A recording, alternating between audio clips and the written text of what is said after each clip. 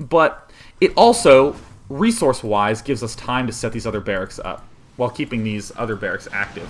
And pretty good timing on these gas geysers. Initially, I was feeling a little about the timing of these, but in that first time when I had this stream up and it ended up falling apart and crashing, this whole timing looked a lot better to me, so I'm pretty pleased with that. So we have Jinro, who's continuing to make more barracks. I'm also noting that no upgrades have been started yet, so I feel like no timing push is coming yet. And I want you to note how nice these Reapers are, not just for this build, but for any build that involves a lot of barracks. These Reapers are doing a great job of pinning the opponent. I mean, he loses one Reaper, kills off a bunch of Zerglings, and then freaks Z-Pucks out about this hatch. And in the meantime, we're having tons of times to build up Ghosts. And once again, Ghosts give you that moral victory, right? We love getting Ghosts. And some more nice shots going on by these Reapers. Speed Zerglings are quite good at dealing with Reapers, so you have to be very, very careful about that. But still, phenomenal control by Jinro, doing a lot of damage there. So we have just more Marines being made, the usual. I kind of want to see more Ghosts because I just want to see a nice timing push. Note that this already has 86 energy. It's almost at 90 energy, so we can do almost 4 round shots with a sniper round.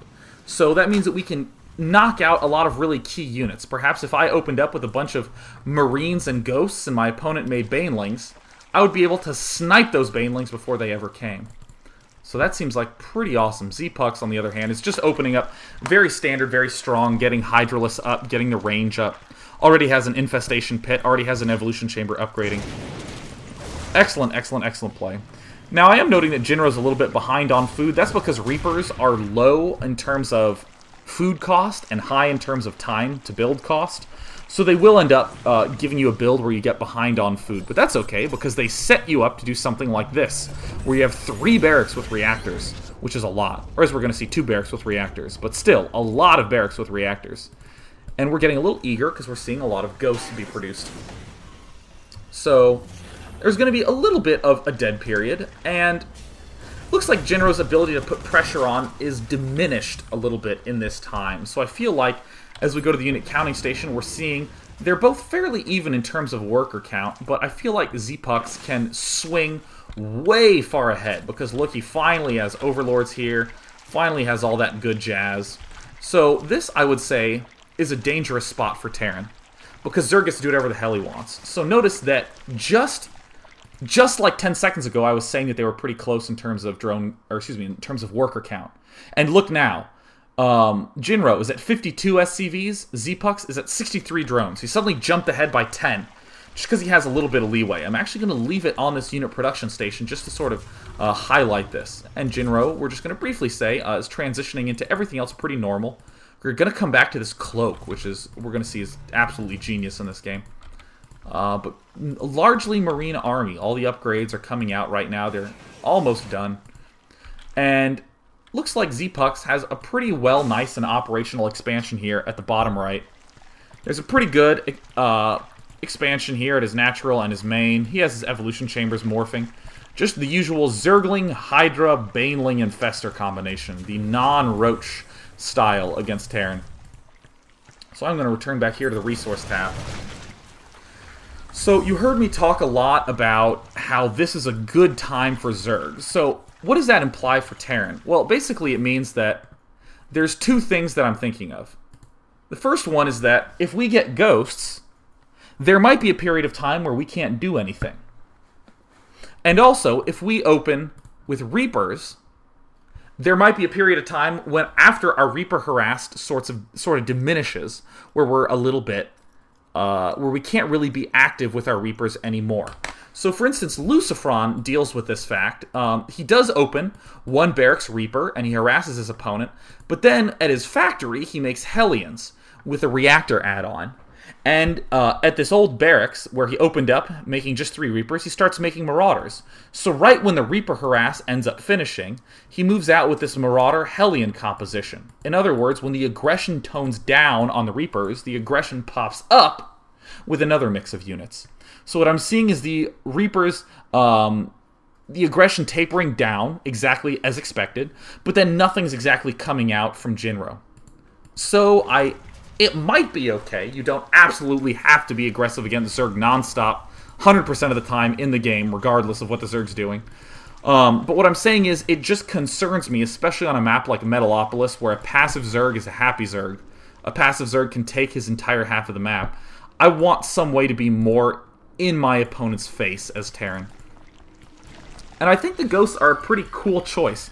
The reason I'm so excited about this idea of using a lot of sniper rounds is that we don't need to wait for medevacs or anything like that. We can actually just get a bunch of barracks and continue to be very, very, very aggressive. And look at this, 7 Ghosts. Now something that I think is Starcraft 1 syndrome is that Ghosts in Starcraft 1 were these flimsy garbage units that really were only good for like lockdown. They didn't really have very much good stuff about them. But here, note that the Ghosts actually have 100 life. That's a pretty significant amount of life. That's a lot. It can take some serious damage. And note that it doesn't have any modifiers that really get in its way. It doesn't have plus, or it's not light or armored, so it's not taking extra damage from a lot of units. In addition, look at the damage. 11 damage, plus 11 versus light. I want you to note that Marauders, that everyone for a while was saying, oh, they were so imbalanced. Note that the base damage on a Marauder is 10 with plus 10 versus armored. They basically do the exact same amount of damage, except Marauders do it to armored units, Ghosts do it to light units. Ghosts are great against Hydras, Lings, all sorts of those light units. They're a good unit to just do damage, completely unlike in StarCraft 1. So it's pretty interesting to see that as a unit, the Ghost has so much versatility, just in terms of being able to, you know, get in the fight and bolster the strength of your army.